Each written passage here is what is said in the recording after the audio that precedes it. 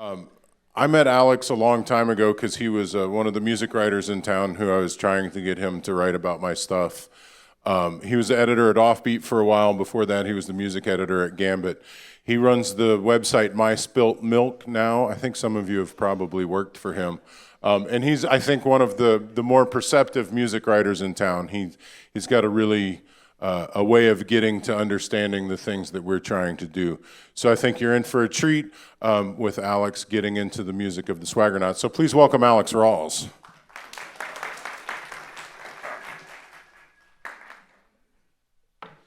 All right, thank y'all. And go ahead and I want to bring up Jovany Barreto and Tong, Swaggernautz. So.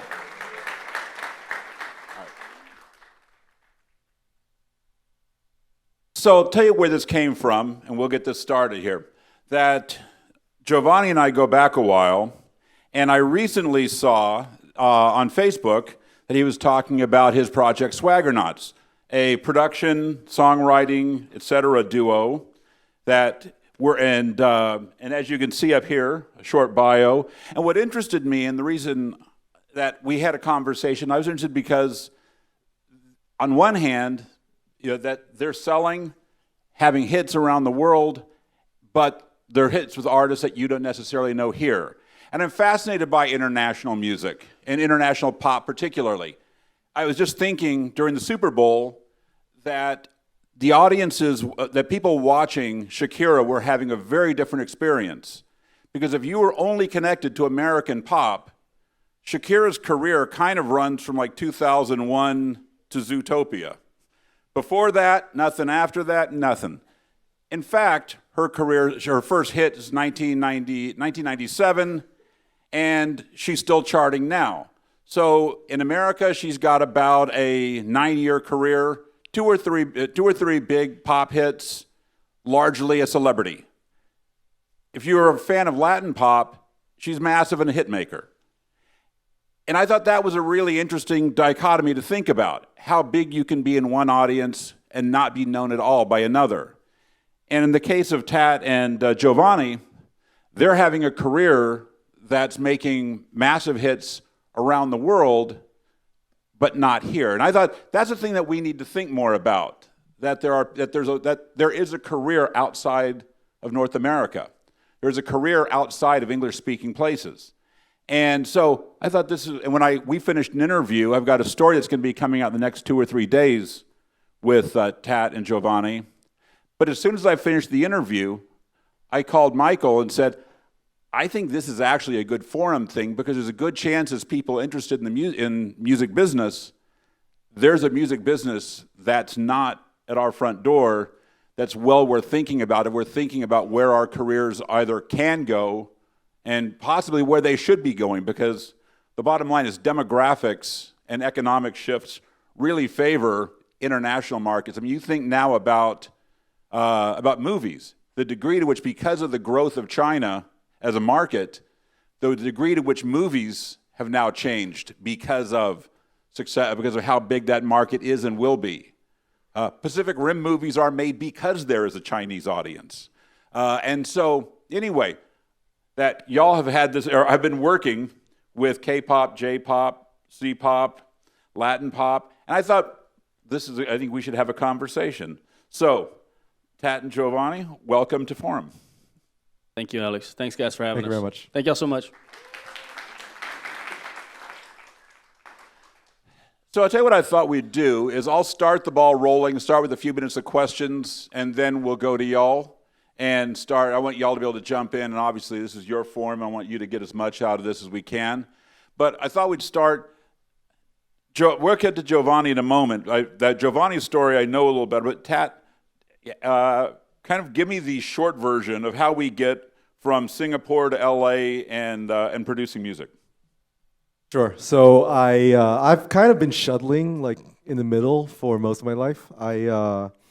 I grew up in Singapore, but I went to school at Cornell University, which is upstate New York, next to a big music conservatory, Ithaca College. But so that was kind of like my formative musical years here in America.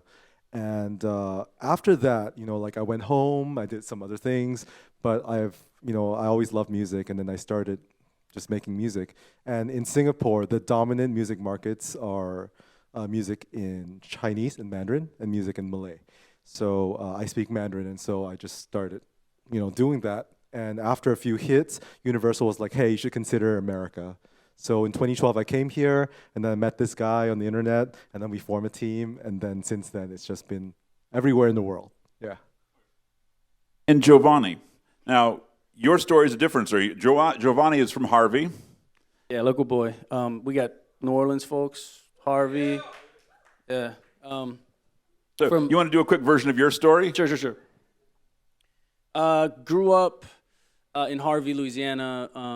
Did a lot of probably like you guys as well, singing. In cotton school and high school and everything. And I never really kind of took music serious until I was on American Idol, and that was 2010. I wrote songs in my bedroom and stuff, all that. So American Idol came. Kind of really changed the trajectory of kind of where I thought I could be in music. So I gave it a shot. Started working with this guy as my producer. A good buddy of ours connected us, and it just kind of went from there. It took off. So that's the short version of where I am. So I don't want to dwell a lot on American Idol, but I do have to ask, because one of the things, whenever I would watch Idol, especially when you watch the first weeks, you watch the tryouts, I'm always wondering why someone tries out, because it's like thinking, and in some case you're wondering who made this person think they could sing, but also you just know when they show you the mass of people, which I fully believe are out there, what makes someone think this is something that I could or should do? Yeah, I mean, it's interesting, right? Like, there's so many different paths to success, and there's, everybody's got their different paths. So, in my case, American Idol was coming to New Orleans, and I had, no want to do it. My sister kind of pushed me to do it, and it just kind of changed, man. Like, my sister's an amazing singer as well, and so I made it, to pass one round, pass another one, and I realized there was something there. But dude, to be honest with you, like, some people, they go and they try so hard to make it on this show that's like, at the end of the day, it doesn't like really matter. I guess what matters is if you continue to, push forward with your career. So I was one of the fortunate ones. I kind of got a little far, and it kind of springboarded my career. But ultimately, man, like, it doesn't really matter. Well, you had an interesting experience because when you started trying to, I mean, correct me if I'm wrong, but when you started trying to pursue a career on your own after Idol, that you found that people looked at somebody who'd been on Idol kind of as somebody who tried to like jump cut to the front of the line. Yeah, for sure. Like, that's one of the big things that you deal with in the industry, right? So like, you go on this, this talent show, and like all of a sudden, like once you get off and you hit the ground running, and you start trying to pound the pavement and do the things you have to do in the industry, you find like very quickly that people look at it and say like, oh, this guy didn't pay his dues.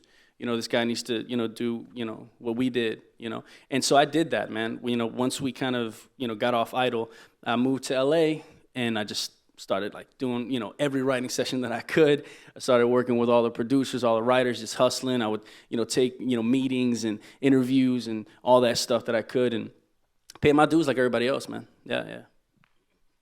So a last thought from this. So one of the questions I was thinking about was, when you finished Idol, even when you went on Idol, you knew you could sing, but did you know who you were as an artist yet? Nah, man, I didn't. And I feel like a lot of people are still, they're always trying to find it, right? And so in that particular moment, I knew that I knew how to sing, and I loved that aspect, but I didn't necessarily know like the style or, those things that I wanted to do. And I credit, like, I still have a special place in my heart for Idol, because what it did do is it kind of opened the door, to make me realize that, like, writing, production, music business, like the other side of the music industry that doesn't have anything to do with the actual stage, I fell in love with that side, and so through that, I had, the opportunity to meet this guy who's become a brother. We've been working together for like almost 10 years, and it's just been spectacular, so yeah. I'll tell you the reason I asked that question. To me, I always think that's such a big deal, especially when I see artists who are in the process of sort of getting started, or even a few years into their career, is that there's a real difference between what you can do and what you should do. And I know that there was a woman who's no longer in town who had like a 15-year run playing in New Orleans, and over the course of that time, her music changed and changed and changed. And the thing was, she found an audience every time. And she was really a really good singer, a great performer, someone who really engaged people. But it wasn't until the last phase that you heard the music that was clearly the music that only she could make, and the music that expressed something specific to her, whereas everything else had a little bit of an off-the-rack quality. And she was strong enough as a performer, strong enough as a talent to make it feel like it really was her. But if you stepped away from it or you looked at the words on the page, you realize that's not anybody, or that's everybody. And so I always think that's an important thing to think through as you go forward, is like not just what can you do, but what should you do. All right, so how did you start getting into both J-pop, K-pop, C-pop? Right. So, again, long story short, the Singapore Navy paid for my education at Cornell. Very grateful to them. But the flip of that was I had to do 6 years. So I was in there and I wasn't really having a great time until music became my outlet. I uploaded some of that stuff to a random music forum. Not the kind of music forum that claims to get you discovered, just literally a random forum. And then I got a call from a local publisher, and then I got signed. And then I got my platform. Yeah. So don't pass up the other lesson today. Don't pass up chances. Yep. So that publisher became Universal after 3 years, and then Universal brought me over here. Okay. And then I met him. So, can you tell us why K-pop is so happening now? Wow. I mean, as with all things, I mean, we think it's an overnight success, right? Everything looks overnight, but it's really like it's 10 years, it's 20 years, and before BTS, there were so many there was Girls' Generation, before Girls' Generation, et cetera, et cetera. I mean, you can go back like across literally 20 or 25 years with K-pop. It's a fascinating evolution. But I think as of right now, K-pop it's become its own thing by blending influences from all around the world. And I think what ties it all together is two things, like the amazing visual, like the military precision dances and everything, the colors and the fashion and all that. And also like the K-pop fandom. The culture of that fandom is what really propels these artists forward, because the fans are so obsessive, they're so devoted. Yeah. Yeah, I was fascinated. I was in Los Angeles around Thanksgiving last year, and I went into a K-pop record store, and it was awesome. It was like I knew nothing. I couldn't even tell by looking at records. First off, what I was looking at, but I love that everything was such an elaborate package, and I love that everything about this was absolutely designed to be amazing. And we were talking, because I used to like J-pop, and when you were talking when we interviewed about the difference between J-pop and K-pop, and I think that's kind of helps to talk about why K-pop has become so big. I think K-pop was designed from the start looking outward, whereas J-pop, it was really like by Japanese for Japanese, because Japan and it still is a huge music market. It's still number 2 in the world. It probably will continue to be for another few years before China finally catches up. And so I think that therein lies the difference. J-pop's like foreign fans are incidental, whereas K-pop's like foreign fans are all part of the plan. I was looking before we came in here, and I was looking at a sort of chart of the growth of K-pop in terms of audience in North America, and how you really see like around 2002 or 2003, that the curve suddenly starts to turn up. And I was thinking, and I can't think, Gangnam Style is 2012. And I was trying to think of major international hits in foreign language hits before Gangnam Style. Certainly, I can't think of any Kpop or any. Not to that extent. I mean, a year ago, before that, I think Girls' Generation had "I Got a Boy," which was huge as well, but maybe more huge amongst K-pop. But Gangnam, because of the silly dance, just became a pop culture moment even here. Yeah.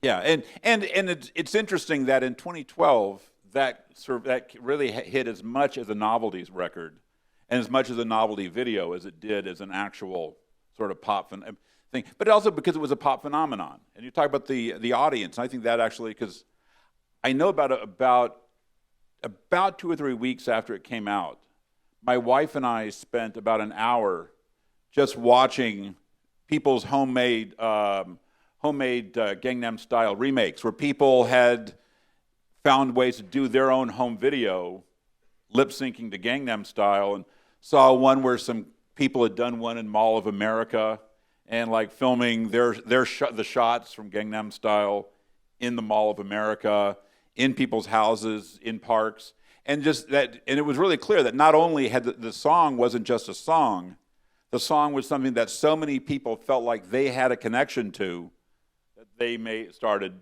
doing their own versions.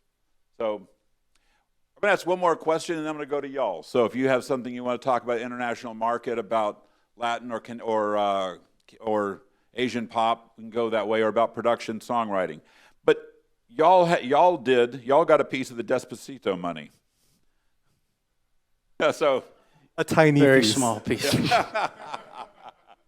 So you did the version of Despacito, the Mandarin version of Despacito, with Luis Fonsi and J.J. Lin, right? So can you tell me the story of how y'all got involved with Despacito?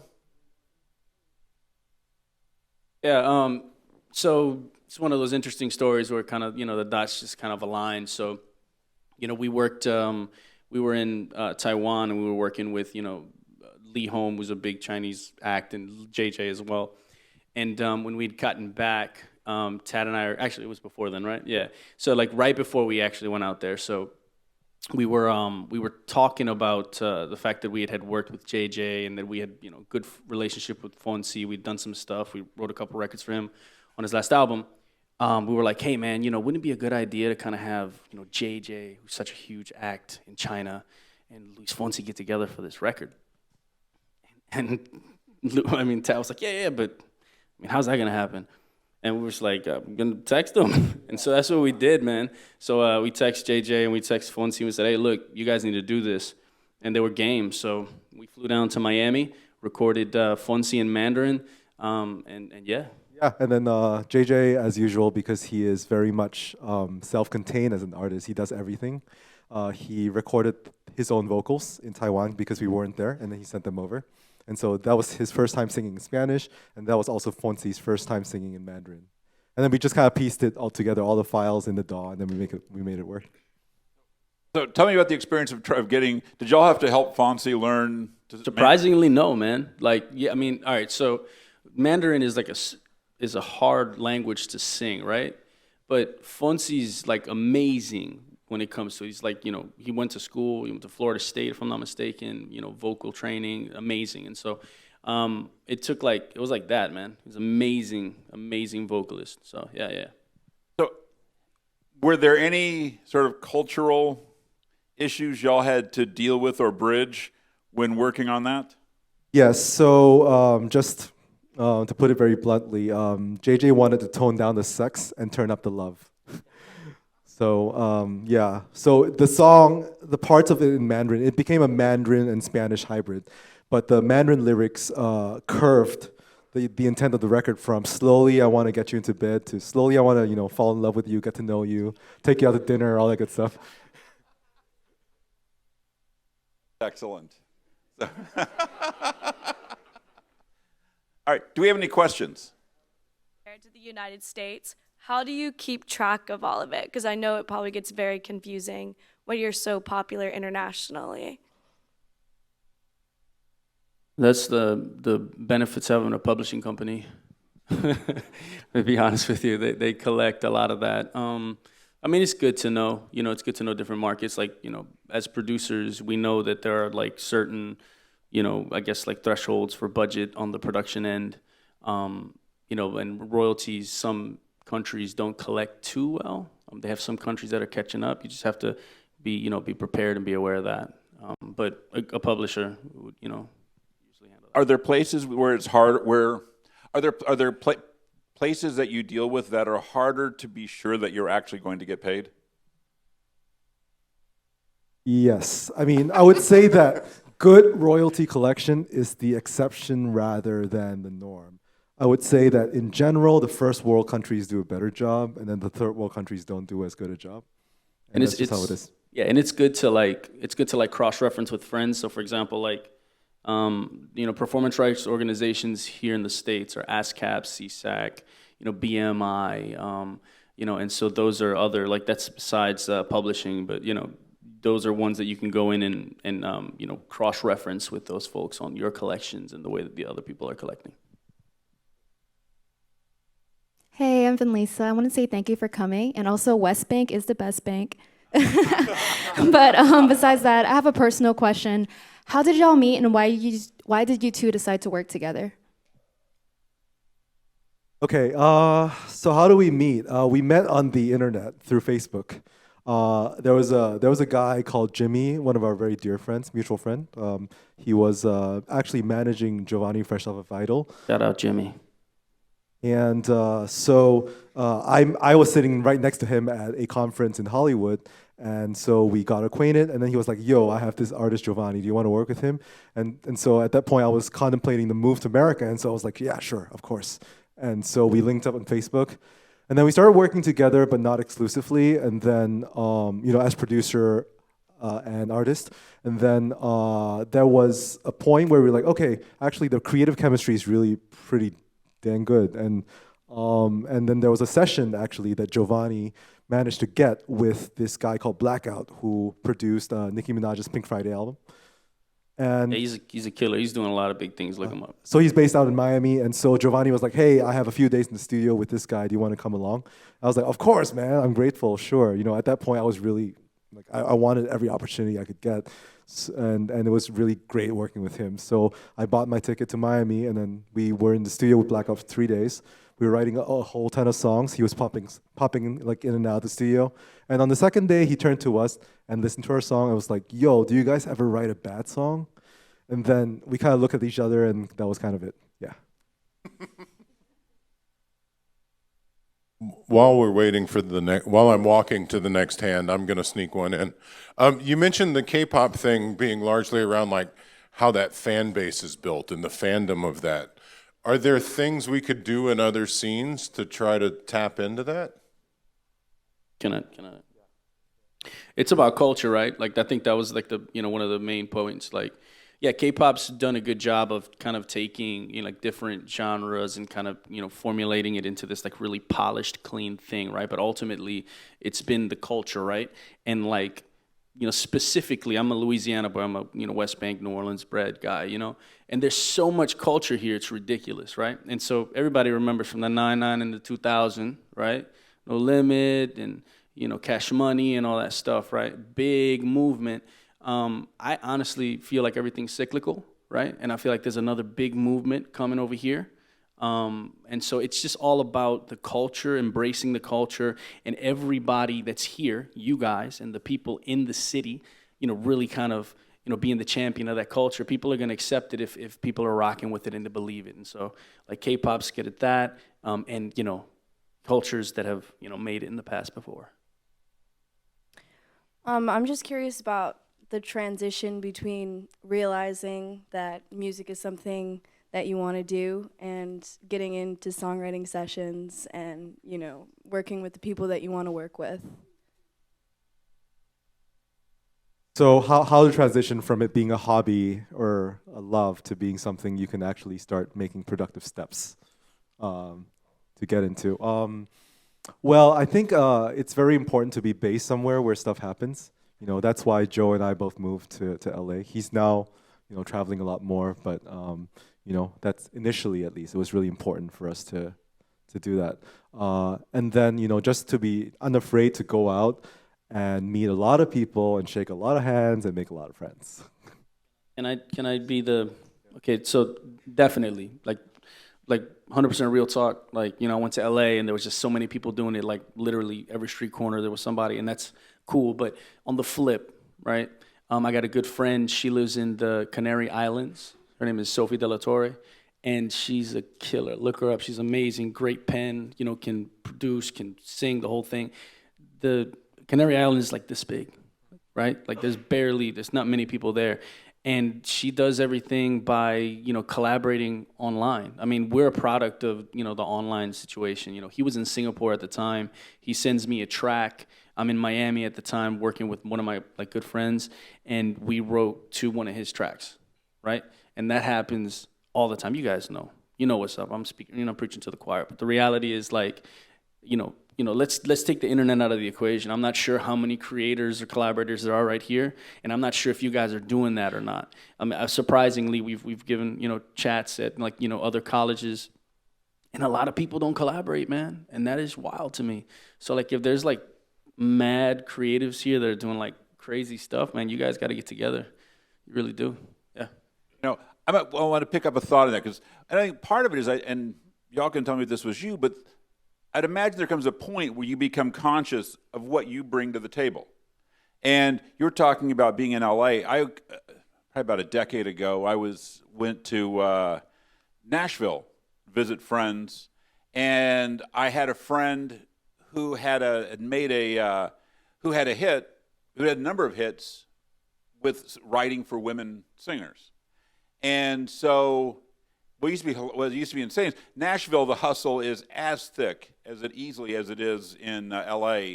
And I would go to that. There were a handful of bars he would go drink in, and every time he walked in, there were so many women who were so out of his league, all came up and wanted to hang out and talk because they all wanted to be singers, and they all wanted to songwrite with me, they all wanted to co-write, but they were all really cued to what Nashville does, because in Nashville, you cut a demo for your publisher. The publisher shops the demos to managers. Managers then try to get them to artists. And so what they all wanted to do, the women all wanted to co-write and sing the demo, figuring that a manager or a publisher is going to say, not sure about the song, but who's that girl? And so, but this guy knew, he'd already found, I have a niche. Here's a thing I can do, and this gave him his foot in the door. So one thing you think about is what's the thing that you bring that someone else doesn't bring? And I'm going to give you one last thought here, because I know my own experience as a writer, but I'll bet you it's similar to yours, is what you're going to find is you keep doing things, and then one day you realize that what was a hobby with goals becomes a gig, and that you got to keep track of what you want. There were years where I was paying the bills teaching, but I was always clear in my mind, I'm a writer who teaches. And even at the point when I look at how the money works out, where the time goes, teaching was paying me more and using up more of my time than writing, but I knew what I did. And so when a door opened, I was in a position to jump. And so part of the thing is and it's a challenge for everybody, how bad do you want it? What'll you do to stay in the game until you can really actually find your way in? So. What do you, sorry. What do y'all do with all those plaques?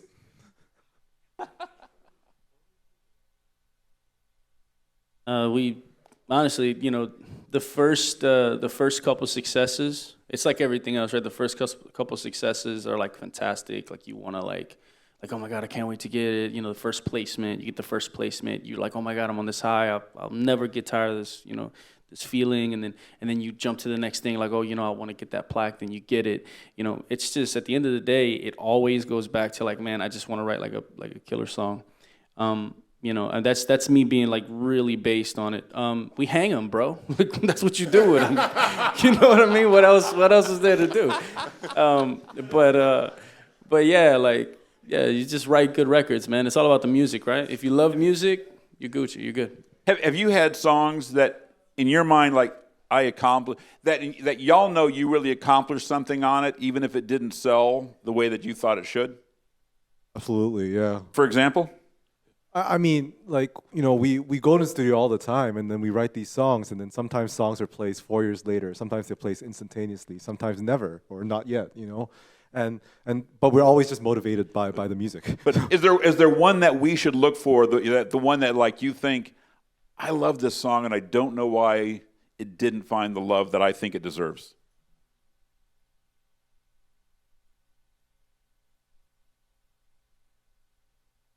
I don't know. I really don't think we look at it in that way. Yeah. Yeah, no, we recently had an artist project. We were signed to Universal, and we have records.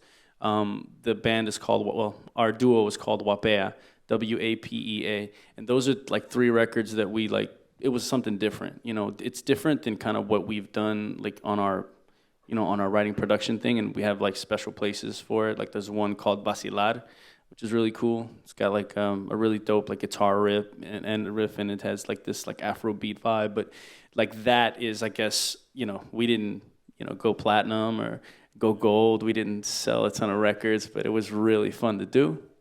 And we released it. So. Hello, my name is Aiden. I'm a songwriter too, and I'm really curious. I guess my question is kind of two-parted, but the 2 questions are sisters. In that, one, I'm wondering how you go about like workshopping your songs, and 2, how does one go from, I'm a college student who writes good songs and enjoys being a songwriter, to I'm getting paid to be a songwriter. Okay, so workshopping. So how do we go about improving our songs? The process. So a lot of our songs are written collaboratively, and these days we write a lot of songs with the artist in the room, which is a position we've fought long and hard to be in. So a lot of times the drive to improve the song, it comes from both directions. It comes from us or it comes from the artist, and we just we iterate. So there are songs where we nail it. Like, so for example, Troy, that song was done pretty much in 5 hours. With the melody, the lyric, and the rough production. The production was then, went through several iterations with a co-production team from Australia called Slumps, and then, that was a very smooth process. On the flip, like right now, we're currently working on some projects where it's taking us a while more, and there's a lot of inputs from the artist and from our own end and from the label, and everyone's just trying to iterate until we find, what it is, and we just nailed that particular song, I think, last week. That was like from writing to this point, that was like August, right? September, October, November, December, January. 5-month process. Yeah, just iteration after iteration. And, that's just it. We get feedback, we process it, and then, or we wake up with a song the next day, and then what we loved last night, we don't love as much in the day, and, that's just what it is. Does success, your history of success, change sort of the number of people who suddenly want to be involved?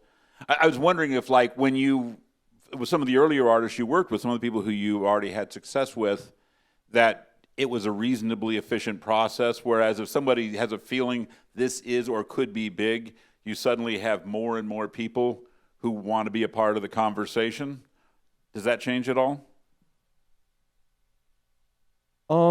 I don't think there's a rule of thumb. I think it really varies situation to situation. Everyone has a different team around them and all that. Yeah.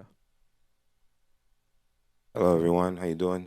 I've been hearing a lot of music production, artist stuff, but y'all haven't really talked about the business side. Given that you guys have like an 8-year resume together. By the way, I don't go here. Just saying.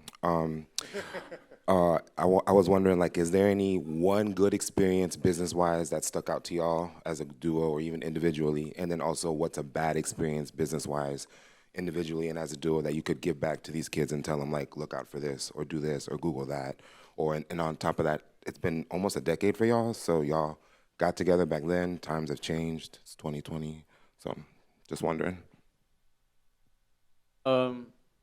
Like a good choice. A good choice was to make a decision to send the email, man.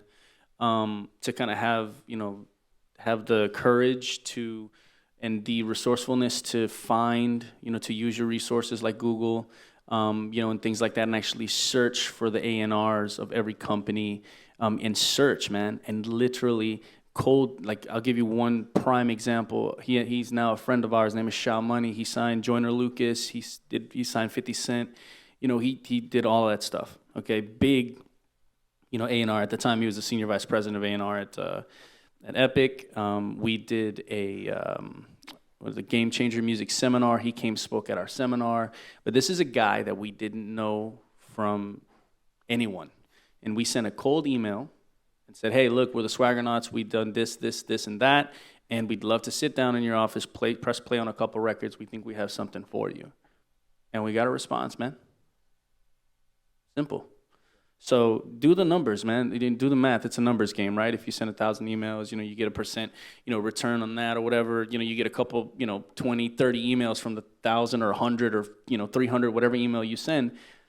That's a win. So that's be courageous and do that. Negatively, realize that as you progress in the industry, circles get smaller and smaller. You'll start knowing people as you get up, and it's all the same people, man, right? So treat people how you want them to treat, how you want to be treated, bottom line. There's going to be moments where you're going to have to do deals, and it's going to be, $1,000, $2,000, whatever, maybe a percentage point here or there.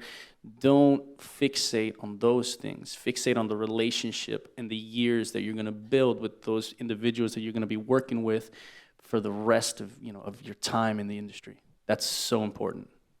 Yeah, I was going to say, I'd imagine that thinking in terms of not the dollars I can make right now, but is it worth rattling this person's cage badly enough to end up shutting this down so that I don't get to make more money later? Exactly. Hi, my name is Ethan, and I'm a songwriter here, and I produce music. And I just wanted to ask you guys, when you are writing a song with someone, how do you discipline yourself to stay inspired about it? When you're looking at it and you've I've done enough to this for now, and you really, since you've done so much, you really can't see how you're gonna finish it yet. How do you discipline yourself to stay inspired? Because I know for a fact that it's discipline. You can't just do it all in one night. You know what I mean? I mean, it's songwriting's like a muscle, right? It's like going to the gym when you don't feel like it. So, and it's never always awesome, sometimes the artist's personality is not something that you normally work with, or a whole bunch of other reasons. And it's easy to just throw in the towel, but it's just about treating it like, okay, fine, this may not be it, but maybe if I push through, we'll make something, and maybe the next song will be it. We always have a lot of songs in the fire at one time, so we never feel like everything hangs on just this song or another. And it's just being professional, man. That applies to any job. Yeah, to just kind of answer it in a different way. So when you're writing your record, right? And this is also an answer for my guy right here. It's a feeling, right?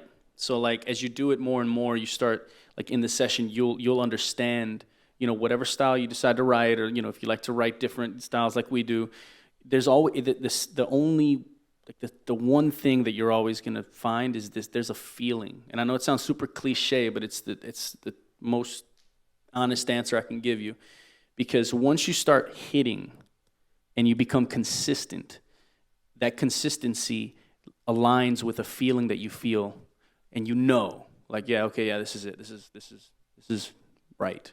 And so once you dial into that feeling of what it feels, and the best way I can explain what that feeling is truth. whatever truth is. Like, so for example, and this is a little pro trip for you guys, y'all can take it. I hate using Rhyme Brain or any rhyming anything online ever. I don't ever write with Rhyme Brain or, rhymewhatever.com, because the moment you do that, it gets you in this vicious cycle of trying to find words that rhyme. And before you know it, you forget to make a song that makes sense. And so now you have a ton of lines that don't make any sense. It's not good. So don't ever do that. I want to hop in there just a little bit. You use the word stay inspired. A lot of good songs come from inspiration. More good songs come from hard work. Like sometimes you just got to sit down and do the work. And if you wait until like, oh, I'm feeling it, right? Because they have a thing booked and they show up at the studio. Doesn't matter if they're feeling it. They got to write something then, right? And some of them are better than others, but you just got to get used to like, I got to do something now.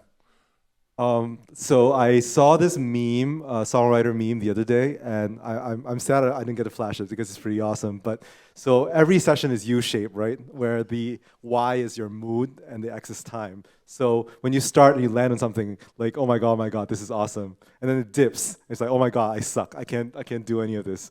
Like this is shit. Like nothing's happening. And then by the end, hopefully when you push it, you get back to the U where oh wow, we made this. This is amazing. So you always have to push through until the feeling happens. And just to elaborate on that, I think the reason why we work so well as a team is that we have different strengths. So for me, I'm a very linear person, and I'm very solutions oriented, like engineer. So like I want to get to the solution. Okay, this makes sense. This is good. Like this is technically correct. But then he's usually the one, if it's also not right, if it doesn't ring true, if it's just a bunch of clever lines and flashy melodies, he'll be the one to say, okay, this is clever and flashy, but it's still garbage. Let's continue to work it. Back on the discipline thing, like I'm saying, like sometimes I fixate too much. Like when you get really into a song and that feeling that you say, like I'm really feeling it, and I can't stop like obsessing, and that's what caused me to stay up to like 6 a.m, I'm saying like you guys are at the studio and then you go home, but like my studio is my home. Oh, it's like, how do you escape, I got a studio in my house. He's got a studio in his. Yeah, totally get you, dude. 100%. Yeah, man. Dude, you got to turn it off, bro. As simple as that. Like you write the record. I understand. That's not the answer you want to hear, but the reality is, you got to turn it off, bro. You got to turn it off, give yourself a little break, come back to it again the next day, listen to it again with fresh ears, and if you want to dive in again, you dive in again, but trust that, right? Because that's what's going to get you where you need to go. I mean, that's it. Yeah. I got to say, I had a great lesson along this years ago from my dad. At one point when I was going through grad school, and I was talking to my dad about something I was writing, about a paper, and that I'm like, I think I'm almost there. I just got to do this. I said, like, if it's a diamond now. And you can, if it's shit, you can polish it up more, but you just get shinier shit. So it's like, yeah, there's that. So, I mean, but you're the one who knows. With you guys being like successful on such an international level, is there anything popping off in the Arabic scene right now? I'll be 100% with you, man. I haven't really been paying attention. That's the truth. You probably will be able to put me on to something. I don't know. We are working with an Indian artist. So she's from, actually she was born in Singapore, right? Indian descent, and she's awesome. Look her up. Her name is Pragathi Guru. Super dope. Ridiculously awesome. Great voice. But on the Arabic scene, I'm not on it. So put me on, man. After the thing, let me know what's popping. Yeah, so I'm looking at your board, and you guys have done like a lot of really cool things. So the next 5 years, like, what does that look for you guys? Like, what are your goals, and like, what are the things that are motivating you guys to keep going? Because like, this is cool, but like, what's next? Well, and I'm glad you asked that because I was just thinking when the plaques question, like, well, do we sleep with them? Do we shower with them? So after you're done sleeping and showering your plaques, what's next, right? And I think. Yeah, for us, it's really building, because I think one of the things that we've always really enjoyed is nurturing young talent. In LA, the Game Changers music seminar that Jovany briefly talked about earlier, we put that on, and we actually kind of lost money on it, but we did it because we felt it was an important thing that needed to be done. So, right now our focus, I think, is on top of, continuing to work creatively in whatever capacity. I think we really feel the urge to, give back and nurture young creatives and take young creatives under our wing and hopefully build something bigger and better. Do y'all think about doing something under your own name, or putting out your own music? I think so. The Swaggernautz, we kind of kicked around the idea of doing that, but we realized that we wanted to kind of make we've built that, and we want people to know that that's our writing and production arm. That's what that is. So when we signed with Universal a couple of years ago, we decided to create Wapea, the duo. And that was great. It's kind of like what Pharrell did with NERD and Neptunes, and that thing. And so actually, to answer that question a little further, we're taking on other roles as well. So he's going to be an A&R. He's taking a position with Sony China. What is it? Yeah. It's head of A&R International. So there you go.